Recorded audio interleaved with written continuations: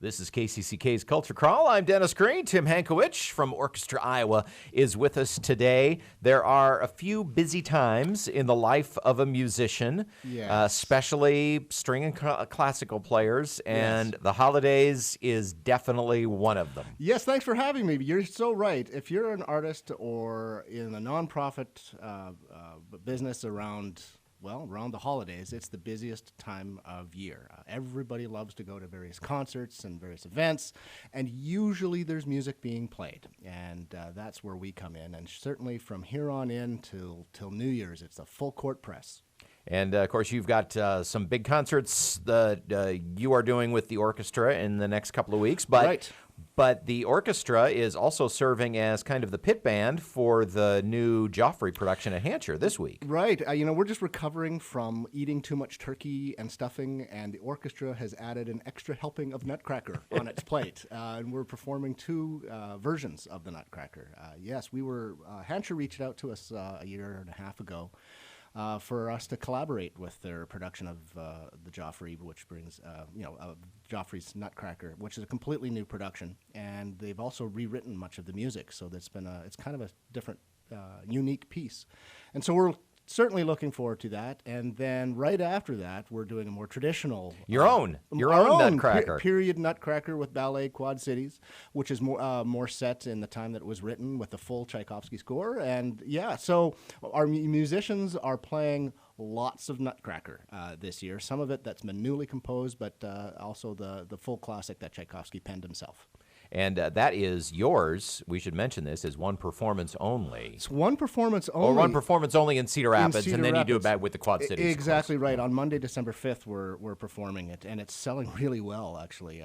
Your listening audience, if you're interested in coming, you should buy your tickets now because it's really selling like hotcakes. But then, as in years of the past, we as in Christmases past, we take the show on the road and we perform it in Quad Cities as well. So if by some chance you can't, Monday night doesn't work for you, make a weekend of it in the Quad Cities. Come down to Quad Cities on Saturday, the following Saturday, and you'll get a chance to hear it there. The Adler is next to the Paramount is my second favorite room. It's a wonderful room. So. Yeah, it'll be great to be there. Obviously, the musicians, they read down whatever they do, but literally, they're going to play the Nutcracker at Hancher on Sunday, turn around on Monday and play it at the Paramount, play different versions of all the music at the Paramount. Yeah, I'm glad you bring that up because a lot of laypersons wouldn't understand this. Even though we're playing the Nutcracker, traditionally every ballet company changes the order of the numbers. So the order can be different. The orchestrations can be different. Sometimes some ballet companies cut things or add things. So they really tailor-make it to their own. And so even though it's the same titled production, the version that the Joffrey will be doing is entirely different than what the Quad City will be doing, which puts an extra burden on the orchestra because they literally are sort of learning an additional, completely new piece. Yeah, the dancers only have to learn one, but the orchestra has to learn both. Two. Exactly right. But it should be a lot of fun, and even to this day, as popular as it is, it's fantastic music, but it's Tchaikovsky, which means it's hard to play. Even after the 10th time that you might have played it. There are passages when you turn the page, a violinist will kind of like, oh, here we go. This is tough. And so it really puts them through their paces. And there's a reason why it's a holiday tradition because the music is so fantastic. And as we said, you're at the Paramount this coming Monday, the 5th, and then the following Saturday in the Paramount Theater. And then you turn right around and do your own holiday tradition. Traditions. We're talking a lot about traditions, and I was thinking about this on the way over. When I was in Kansas City, there was one difficult year in which the people that I was working with were kind of getting tired of traditions. They said, Tim, we've done the Nutcracker enough. We've done holiday pops enough. Let's try and do something different. And so I did something different, and it was a total disaster. During the holiday seasons, you should never listen to somebody with that bah humbug spirit, because if you take their traditions away, you will hear about it. And so our holiday spectacular program has turned into one of those holiday favorites and traditions, where one of the great challenges I have is to try and find a union between the various traditions of people's holiday music. Right. Well, you want to keep it fresh. You want to keep it fresh. But you can't do the same thing every year. Correct. I mean, luckily there's lots of Christmas music out there, but there's lots of sacred favorites, there's lots of secular favorites, there's lots of Jewish favorites, there's lots of interfaith favorites. How do you put that all together into a program where you don't have to pivot from "Oh Holy Night" to "Grandma Got Run Over by a Reindeer"? That is actually a very high order. And so luckily I've been able to put on a program, and we have a cast of hundreds, if not thousands, of lots of different elements, including... Well, if you count the sing-along, if you count it's a cast of thousands. It is a cast of thousands, absolutely. And, and luckily we dropped our audition requirement. So it's okay. You just have to buy the ticket. Yeah, you don't have to stop at the booth and sing on your way into the concert to see if you'll be allowed to. You are so right. And, so many people like to sing along to, the full regalia of a symphony orchestra.